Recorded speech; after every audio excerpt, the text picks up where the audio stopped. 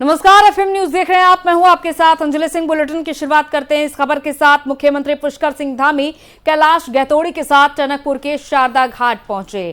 कार्यकर्ताओं ने उनका गर्मजोशी के साथ स्वागत किया। टनकपुर में सीएम धामी ने शारदा चुंगी, प्रजापति धर्मशाला और मनिहार गोठ में रोड शो किया और इसके बाद उन्होंने चुनावी जनसभा को संबोधित किया।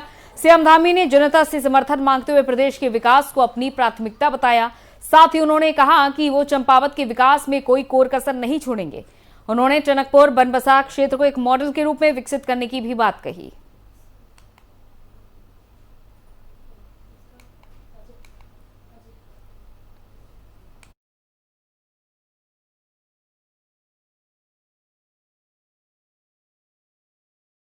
सीएम धामी ने प्रचार के लिए ताकत झोंक दी है। अलग अलग क्षेत्रों का भ्रमण कर रहे हैं इस वक्त सीएम धामी और टनकपुर में भी उन्होंने रोड शो किया है। चुनावी सभा को भी उन्होंने संबोधित किया है। प्रचार में कुछ इस तरह से ताकत झोंकी जा रही है बीजेपी की ओर से और टनकपुर को एक मॉडल के रूप में भी विकसित करने के लिए लक्ष्य साधा गया है। ये बात भी कही है सीएम धामी ने कि आने वाले वक्त में टनकपुर एक बड़ा मॉडल बनकर विकसित किया जाएगा।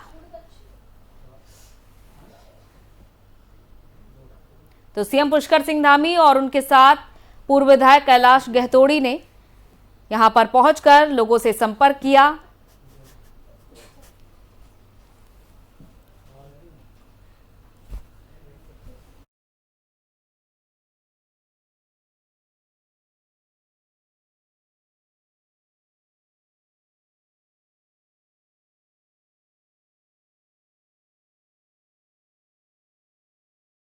सीएम धामी लगातार अलग अलग क्षेत्रों के दौरे पर हैं, ये देखा जा रहा है। और अजय पांडे हमारे संवाददाता देहरादून से हमारे साथ जुड़ चुके हैं तमाम अपडेट के साथ। अजय, आज भी टनकपुर पहुंचे सीएम धामी, किस तरह से आखिर ये प्रचार प्रसार जारी है? देखिए, क्योंकि अब प्रचार का अंतिम दौर चल रहा है और ऐसे में बीजेपी की ओर से हर संभव ये कोशिश की जा रही है कि सभी नेता जनता के बीच पहुंचे और मुख्यमंत्री पुष्कर सिंह धामी के लिए चुनाव प्रचार करें। खुद मुख्यमंत्री पुष्कर सिंह धामी अब अंतिम दिनों में अपने प्रचार को तेज कर रहे हैं और कमान संभाल रहे हैं। आज मुख्यमंत्री पुष्कर सिंह धामी ने टनकपुर के कई क्षेत्रों में जाकर के लोगों से जनसंपर्क किया, जनसभा भी की और अपने पक्ष में जनता से मतदान की अपील की। उन्होंने अपने कार्यकाल के दौरान तमाम विकास कार्यों का भी जिक्र किया और आने वाले समय में कौन कौन से बहुत महत्वपूर्ण कार्य करेंगे उसका रोड मैप भी रखा और जनता से यही कहा है कि उत्तराखंड के विकास को लेकर के वो काफी संवेदनशील है। उत्तराखंड का तेजी से विकास किया जा रहा है और बीजेपी की सरकार इस दिशा में काफी बिल्कुल। और ये भी देखिए कि चुनाव प्रचार आपने खुद बताया कि अपने अंतिम दौर में भी है। सीएम योगी आदित्यनाथ भी एक बड़े भाई की भूमिका निभाते हुए नजर आएंगे 28 मई को। बिल्कुल, योगी आदित्यनाथ के संभावित दौरे का कार्यक्रम भी निर्धारित किया जा रहा है और ये बताया गया है कि 28 मई को योगी आदित्यनाथ यहाँ आएंगे और चंपावत के एक क्षेत्र में जाकर के वो जनसभा करेंगे और सीएम धामी के लिए मतदान की अपील करेंगे। क्योंकि योगी आदित्यनाथ का उत्तराखंड से रिश्ता रहा है और वो उत्तराखंड के ही हैं और ऐसे में योगी चुनाव प्रचार के दौरान जब भी यहाँ आते हैं तो उस क्षेत्र में तस्वीर बदल जाती है। उस क्षेत्र की जनता का जो झुकाव और लगाव रहता है वो उस प्रत्याशी के पक्ष में ज्यादा देखने को मिला है। तो ऐसे में योगी जब यहाँ उत्तराखंड आएंगे और चंपावत विधानसभा उपचुनाव के लिए मुख्यमंत्री पुष्कर सिंह धामी के लिए जब प्रचार करेंगे तो जाहिर है कि जो जनता का मत है, जो जनता बिल्कुल अब देखना होगा कि अजय पहले विधानसभा चुनाव में बड़ी जीत और उसके बाद अब उपचुनाव में कितनी बड़ी जीत मिलती है सीएम धामी को। बहुत बहुत शुक्रिया तमाम जानकारी के लिए।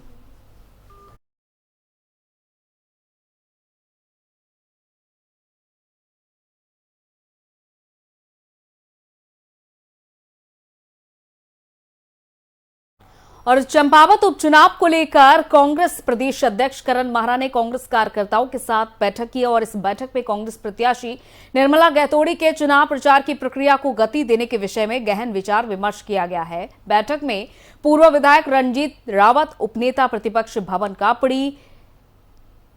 कापड़ी, महिला कांग्रेस प्रदेश अध्यक्ष ज्योति रौतेला सहित कई वरिष्ठ नेतागण मौजूद रहे। चुनाव प्रचार के लिए अब गति और भी ज्यादा बढ़ाई जा रही है। दोनों ही प्रमुख दलों की ओर से। एक तरफ बीजेपी के लिए चुनाव प्रचार प्रसार के लिए बड़े बड़े स्टार प्रचारक आ रहे हैं, उत्तराखंड का रुख कर रहे हैं, तो दूसरी तरफ कांग्रेस भी इस बार उम्मीद के साथ है कि किसी भी तरीके से कड़ी टक्कर देनी है बीजेपी को और जाहिर तौर पर सीएम धामी को। प्रयोग हो रहा है और आप लोग अभी तक सादगी से चुनाव लड़ रहे हैं, कोई बड़े स्टार प्रचारक आपके नहीं आए हैं, तो इसको किस रूप में देखते हैं? थोड़ा देखिए, हमारे सभी यहाँ पर हमारी महिला कांग्रेस के अध्यक्ष और उनकी पूरी टीम है, यही हमारे स्टार हैं। यूथ कांग्रेस के अध्यक्ष हैं वैभव वालिया जी आए हैं, जो हमारे AICC में यूथ कांग्रेस के कन्वीनर हैं, और हरीश रावत जी खुद आ चुके हैं, गणेश गोदिया जी आए हैं, प्रीतम सिंह जी आए हैं, यशपाल आर्या जी यहाँ रहे हैं। तो ऐसा नहीं है, हमने भी अपने जितने हमारे जो कांग्रेस के लोग हैं, अच्छे चेहरे हैं, जो साफ छवि वाले लोग हैं, उन सभी को हमने यहाँ भेजा है। बीजेपी बुरी तरीके से चुनाव आयोग के नियमों का उल्लंघन कर रही है, चाहे वो कुमार विश्वास आए हो, चाहे वो भवनदीप राजन को बुलाया गया हो। बीजेपी की घबराहट साफ दिखाई देती है।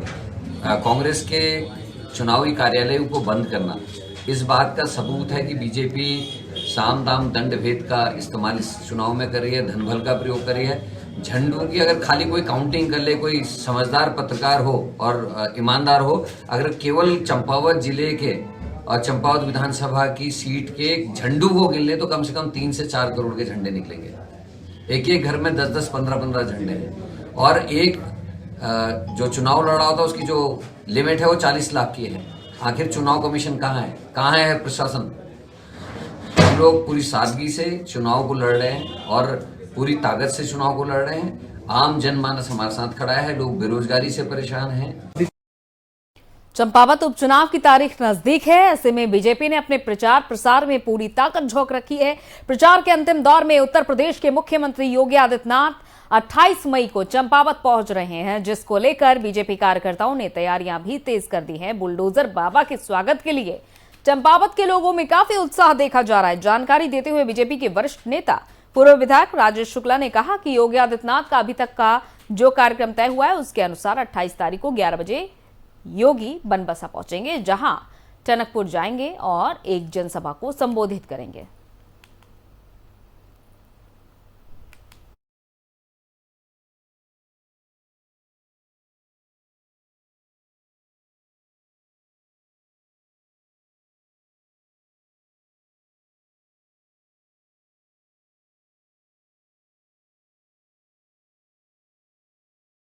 मोदी सरकार के 8 वर्ष पूरे होने को लेकर बीजेपी देश भर में जश्न और अपनी उपलब्धियों को जन जन तक पहुंचाने के लिए कार्यक्रमों का आयोजन कर रही है, जिसको लेकर बीजेपी ने भी तैयारियां तेज कर दी। और ये कार्यक्रम आगामी 1 जून से लेकर 15 जून तक बूथ स्तर तक आयोजित किए जाएंगे, जिसको लेकर बीजेपी के सभी कार्यकर्ता और पदाधिकारी बूथ स्तर तक केंद्रीय योजनाओं को लेकर जनता के बीच जाएंगे और सरकार की योजनाओं को लाभान्वित लोगों को सम्मानित करने का काम भी करेंगे। इसके साथ ही तमाम केंद्रीय मंत्री वरिष्ठ नेताओं के द्वारा अलग अलग लोकसभा क्षेत्रों में जनसभा के कार्यक्रम भी आयोजित किए जाएंगे। इस कार्यक्रम को भव्य बनाने के लिए बीजेपी की तैयारियां अपने अंतिम चरण पर है और इस संबंध में बीजेपी प्रवक्ता विपिन कैंथोला ने जानकारी देते हुए बताया कि मोदी सरकार के 8 साल पूरे होने पर यह कार्यक्रम प्रदेश ही नहीं बल्कि देश भर में आयोजित किए जा रहे हैं। उत्तराखंड में इसकी रूपरेखा तैयार की जा चुकी है और सभी वरिष्ठ नेताओं को अलग अलग दायित्व भी सौंपे जा चुके हैं।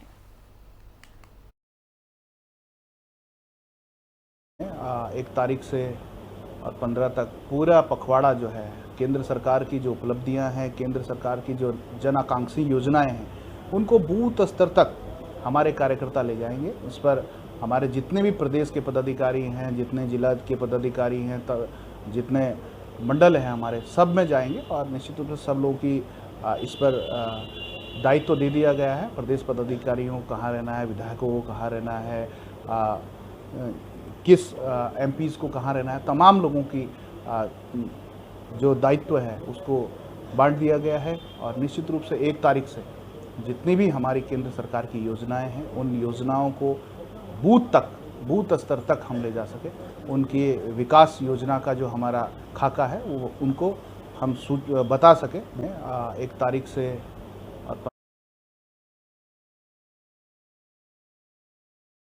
बात अब चार धाम यात्रा के बारे में, क्योंकि यहां पर तीर्थयात्रियों का आंकड़ा लगातार बढ़ता चला जा रहा है, जो कि अब 10 लाख के पार पहुंच चुका है। केदारनाथ, बद्रीनाथ में जो कि सबसे ज्यादा भीड़ देखी जा रही है, चार धाम यात्रा में मृतकों की संख्या भी अब 69 पहुंच चुकी है।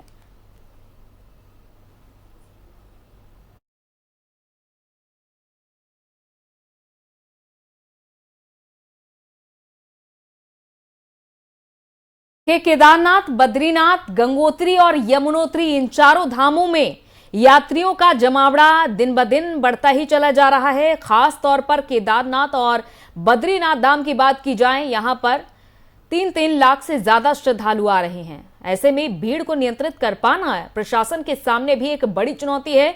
साथ ही साथ ये भी देखा जा रहा है कि 69 लोगों की जान जाना भी एक बड़ा सबब है। सरकार के लिए भी, प्रशासन के लिए भी एक बड़ा सिरदर्द भी बन चुका है, क्योंकि बार बार समझाने के बावजूद यहां पर यात्रियों की संख्या बढ़ती चली जा रही है। हर एक कोशिश की जा रही है कि यात्रियों की संख्या को किसी भी तरीके से सीमित किया जाए। ऑफलाइन रजिस्ट्रेशन हटाकर ऑनलाइन रजिस्ट्रेशन की ही अनुमति कर दी गई, उसके बावजूद भी यहां पर श्रद्धालु लगातार आ रहे हैं।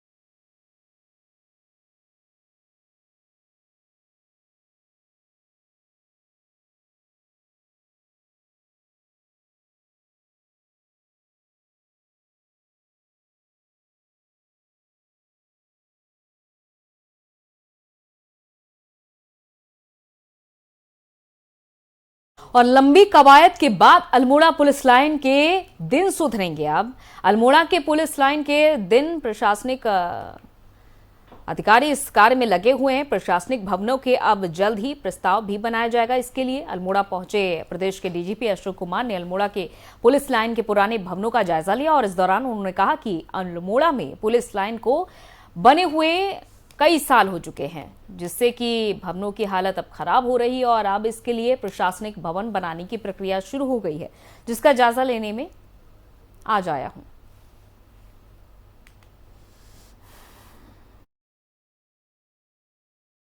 अभी मानसून आने वाली है, उस हिसाब से हमने हमारी आपदा की सब जगह तैयारियां हैं। उधर गढ़वाल साइड में चारधाम यात्रा चल रही है, उसको भी हम व्यवस्थित करने में लगे हैं, सुगम और सुरक्षित बनाने में लगे हैं।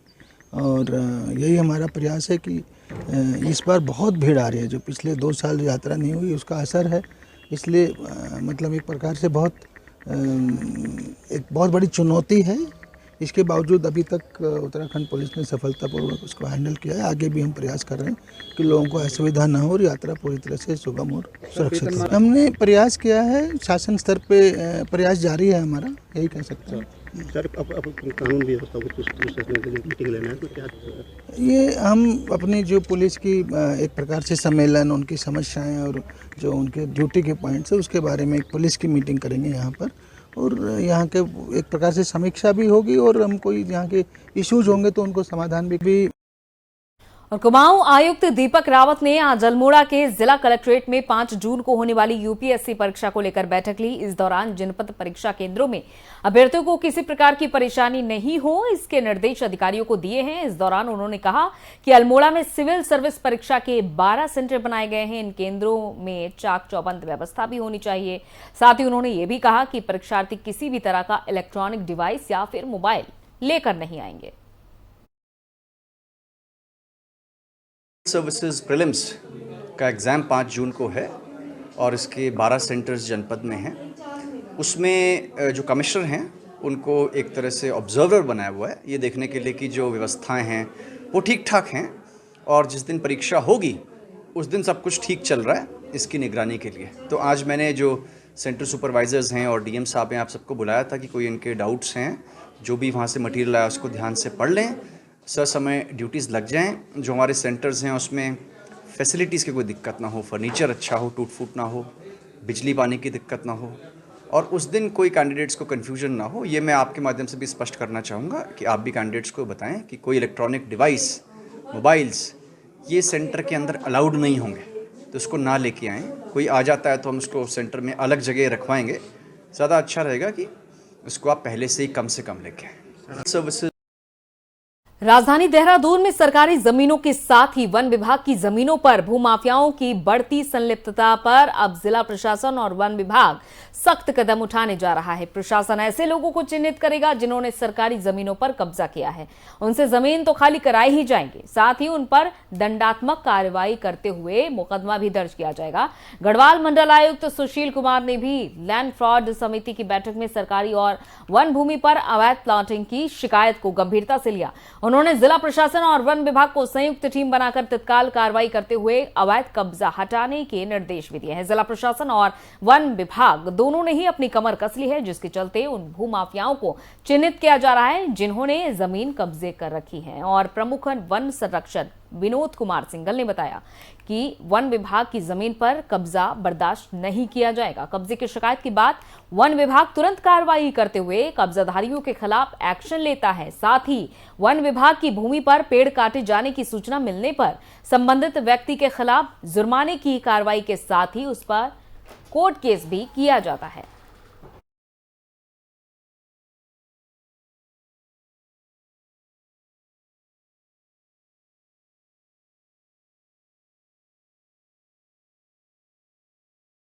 और यमकेश्वर में कैंप संचालक की हत्या के सभी आरोपी गिरफ्तार हुए हैं। पौड़ी जिले के यमकेश्वर विधानसभा क्षेत्र के अंतर्गत कैंप संचालक मनोज सिंह ने उनके कैंप के समीप एकलव्य कैंप संचालक पर उनके कैंप शिवालिक ओडिशी में आकर गाली गलौज करने का आरोप लगाया है। मनोज सिंह ने बताया कि विरोध करने पर उनके कर्मचारियों द्वारा उनको जान से मारने की कोशिश भी की गई है और उनके द्वारा किए गए जानलेवा हमले में मनोज सिंह के कर्मचारी यशपाल नेगी, रमन सिंह, देवेश सिंह और मुकेश सिंह को गंभीर चोटें भी आई हैं, जिनका उपचार राजकीय अस्पताल ऋषिकेश में किया जा रहा है, जिनमें से यशपाल सिंह की मौत हो चुकी है। घटना में नामजद तीनों अभियुक्तों को जेल भेज दिया गया है।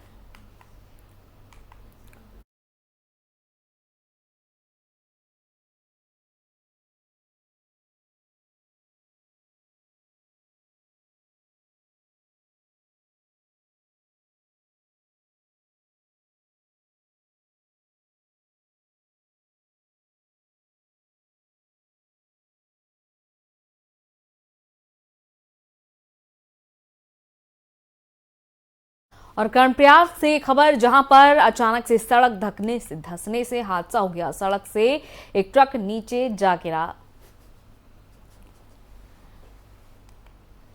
तो बड़ा हादसा होने से टल गया। फिलहाल पिछले 3 सालों से ये सड़क टूटी हुई है, इसके बावजूद इस ओर किसी की भी निगाह नहीं गई और यहां आए दिन हादसे हो रहे हैं। एक और ये हादसे की तस्वीर सामने आई है, जहां पर ये सड़क धंस गई और अचानक से ट्रक जा पलटा।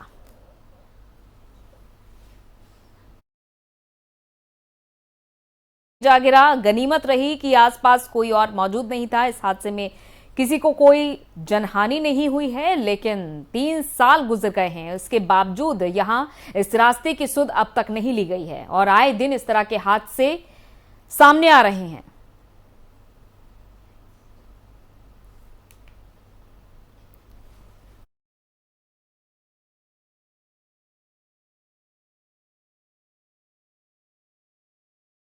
देहरादून से भी यहां सड़क दुर्घटना की खबर सामने आई है। यूपी रोडवेज की बस अचानक से दुर्घटनाग्रस्त हो गई।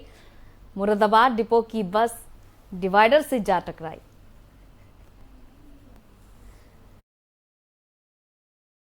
सभी यात्री सुरक्षित फिलहाल निकल गए हैं।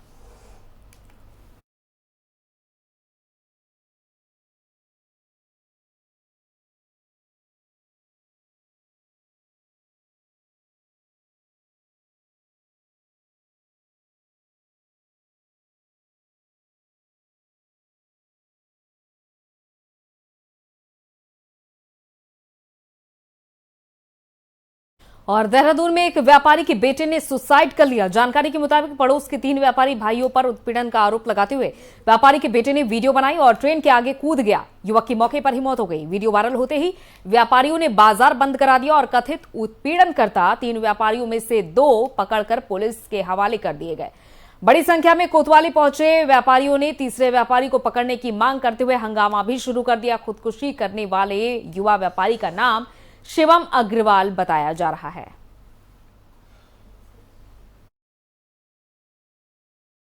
मैं अपनी जो है सुसाइड करने जा रहा हूँ। वो इसलिए क्योंकि मणि यानी कि अतुल बंसल, बंटी यानी कि ललित बंसल और कालू यानी कि अजय बंसल ने हमें डेली टॉर्चर कर रखा है। प्रॉपर्टी के ऊपर जो हम दुकान बनवा रहे हैं वो बनने नहीं दे रहा है। डेली कुछ ना कुछ पंगे कर रहा है। उसकी वजह से उसने हमें माइंडली बहुत ज़्यादा टॉर्चर कर रखा है। दिमाग ख़राब हो गया है। तो मेरी मौत का जिम्मेदार केवल और केवल ये तीनों भाई हैं, बंटी, मणि और कालू, यानी कि अतुल, ललित और अजय बंसल। चलिए इसी के साथ उत्तराखंड की खास खबरों में इतना ही। इजाजत दीजिए। नमस्कार।